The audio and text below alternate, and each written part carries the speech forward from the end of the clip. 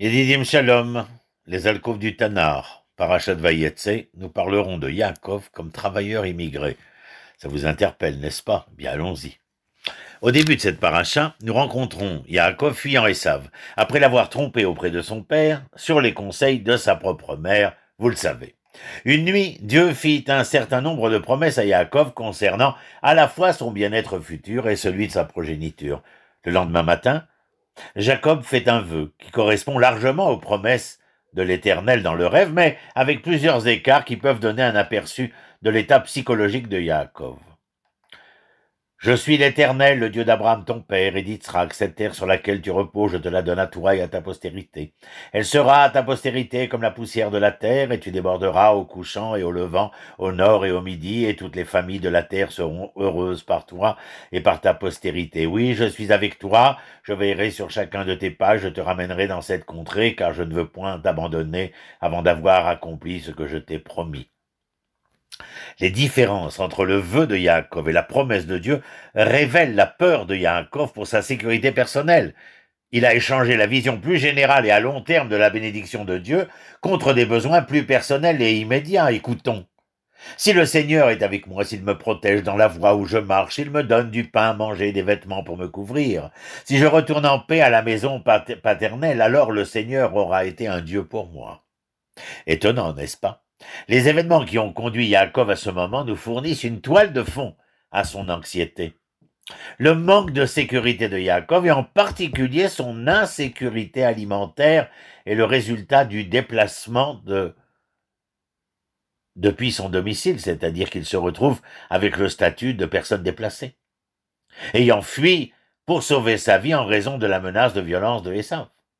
Il n'a plus accès à la terre ou au troupeau de sa famille, à la viande de gibier, ou d'ailleurs à la cuisine de sa mère. Il n'est pas étonnant que Yaakov, devenu vagabond, craigne d'où viendra son prochain repas. Ce même désespoir, mes amis, imprègne la vie de millions de personnes dans le monde aujourd'hui, où les conflits, les déplacements et l'insécurité alimentaire sont des réalités constantes de la vie. Celles des personnes déplacées par la violence, la famine et la guerre.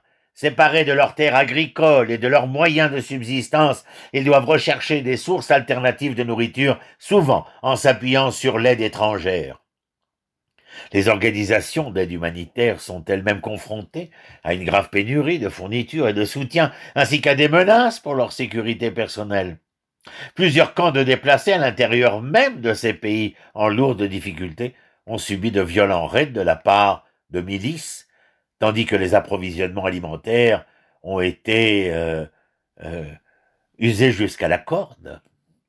Les cultures plantées ont été pillées et les livraisons d'aide alimentaire sont vulnérables à ces mêmes pillages et autres perturbations. Comme nous l'avons vu dans la réponse de Yaakov aux promesses de Dieu, lorsque la sûreté, la sécurité immédiate d'une personne sont menacées, il est naturel, compréhensible de se concentrer seulement sur le présent.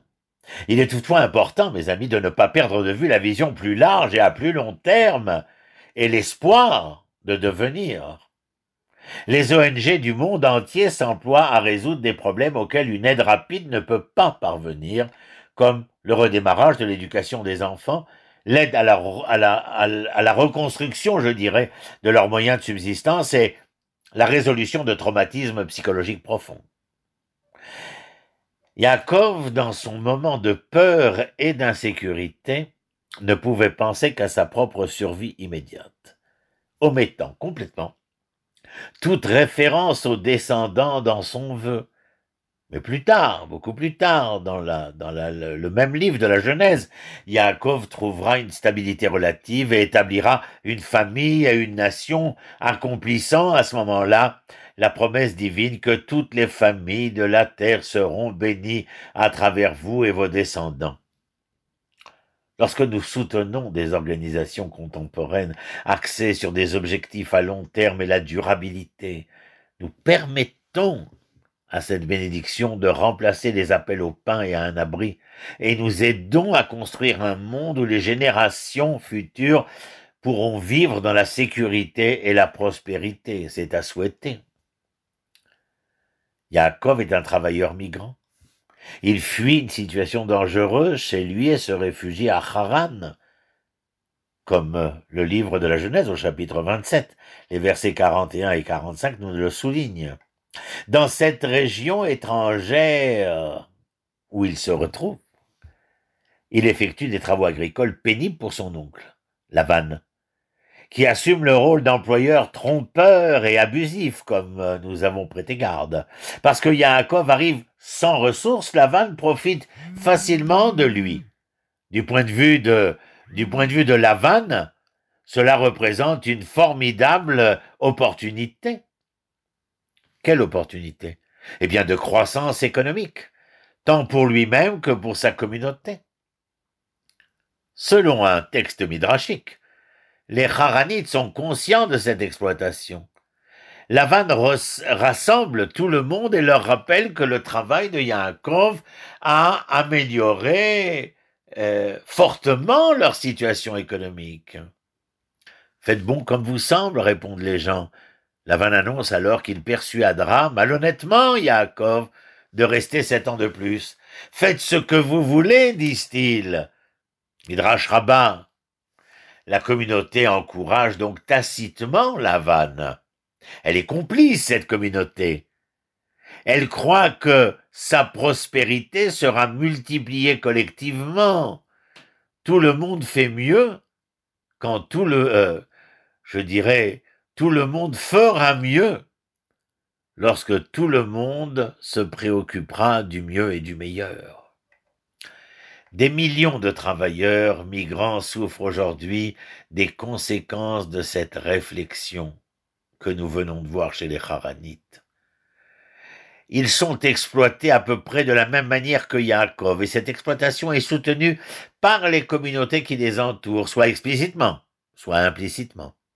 En Thaïlande, les immigrants birmans travaillent de longues heures pour un faible salaire dans des environnements dangereux et abusifs. Aux États-Unis, les ouvriers agricoles nés au Mexique peinent dans des conditions dangereuses et beaucoup gagnent des revenus inférieurs au seuil de pauvreté. Les nations puissantes en récoltent, certes, les bénéfices, obtenant une offre de main-d'œuvre flexible et évitant les coûts sociaux des soins de santé, des salaires équitables et des heures supplémentaires. Notre pays, et chacun de nous, dépend du travail des migrants à bon marché dans le monde entier. Ce système est possible, rendu possible, parce que les travailleurs migrants comme Yaakov sont perçus comme marginaux, invisibles, dirais-je. Ils ne font pas partie de tout le monde, comme les droits ne sont ni accordés, ni reconnus. Le travailleur migrant n'a aucun recours et doit accepter la situation horrible offerte par l'employeur. La tradition juive, mes amis, condamne une exploitation telle que celle vécue par Yaakov. Le Deutéronome enseigne: n'oppressez pas le travailleur salarié qui est pauvre et nécessiteux, qu'il soit l'un de votre peuple ou l'un des résidents de votre pays à l'intérieur de vos portes. Chapitre 24, versets 14 et 15. À lire et à relire. Notre tradition veut que nous n'exploitions pas les travailleurs étrangers ou nationaux. En tant qu'employeurs, nous devons adopter des pratiques de travail éthiques. Notre tradition nous demande de faire au mieux, c'est-à-dire agir de manière morale. Dans ce cas, lorsque nous agissons de manière éthique, nous nous améliorons. Je vous l'ai dit tout à l'heure, je le répète maintenant. Tout le monde fera mieux quand tout le monde se sera déjà engagé vers le mieux et le meilleur.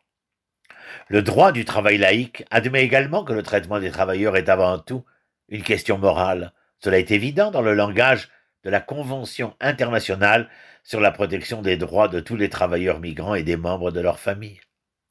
Ce document se concentre sur les droits de l'homme et la dignité inhérente à chaque personne humaine, plutôt que sur des préoccupations économiques. Pourtant, sachez-le, il est révélateur que seuls 27 pays aient ratifié cette convention, aucun d'entre eux n'étant un grand pays d'accueil de travailleurs immigrés. Pourquoi? La réponse est simple. La cupidité l'emporte sur la moralité dans notre monde. Ne le saviez-vous pas? Les travailleurs migrants de notre propre pays et dans le monde entier manquent de protection juridique de base, à moins de défendre activement les droits des travailleurs immigrés. Nous sommes aussi complices que les habitants de Haran de la souffrance des autres. Nous ne pouvons pas nous attendre à ce que les millions de travailleurs immigrés soient leurs propres défenseurs. Leur situation même les rend très vulnérables, les laissant, je dirais, trop à la merci d'eux. Point de suspension. Yaakov était incapable de défier efficacement Lavan, jusqu'au moment où il devient suffisamment riche et indépendant. Ce qui reste d'ailleurs un simple fantasme pour la plupart des travailleurs immigrés.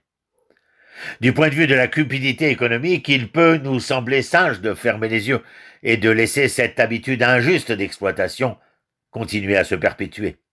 Mais il y a peut-être une raison pour laquelle c'est notre propre ancêtre qui a été exploité, un rôle qui s'est répété dans d'autres lieux de l'histoire juive. Il nous incombe, mes amis, à vous, à moi, nous tous, de parler au nom de ces travailleurs-là, les descendants collectifs de l'expérience de Yaakov, au niveau national et international. Ces faits, ces gestes relèvent de la volonté de pratiquer de manière éthique l'existence, lorsque cette éthique de l'existence est de manière innée la poursuite du droit et du devoir moral inhérent à la création. Merci à vous d'avoir été là et à très bientôt. Shalom, shalom.